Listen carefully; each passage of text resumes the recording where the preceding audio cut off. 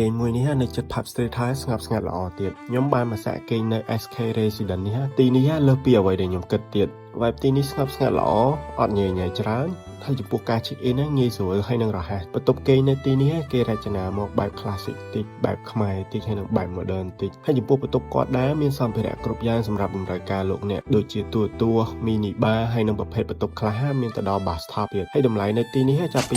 $25ឡើងក្នុងមួយយប់សម្រាប់តម្លៃនេះសមរម្យមែនទែនជាមួយបន្ទប់ប៉ុណ្នេះហើយងាកទៅមើលអាងទឹកគាត់នៅខាងក្រោមដែលនៅចំកណ្ដាលបន្ទប់សងខាងនេះស្អាតហើយនឹង relax មែនទែនហើយទីតាំងល្អទៀតត្រឹមតែ800ម៉ែត្រពី Pub Street ហើយជុំវិញទីនេះក៏មានកន្លែងលក់អីញ៉ាំហើយនឹងហាងកាហ្វេជាច្រើននៅជិតៗនោះហើយនៅទីនេះក៏អាចយកសត្វចិញ្ចឹមចូលបានដែរបើសិនជាអ្នកទាំងអស់គ្នាមានសត្វចិញ្ចឹមអាចយកចូលបានដោយឥតគិតថ្លៃអញ្ចឹងសរុបមកបើចង់គេងកន្លែងស្អាតតម្លៃសមរម្យនៅជិត Pub Street នេះអាចកក់ SK Residence តាមទៅ Trip App បានបើអត់ចេះកក់ទេទំនាក់ទំនងតាមលេខខាងក្រោមនេះ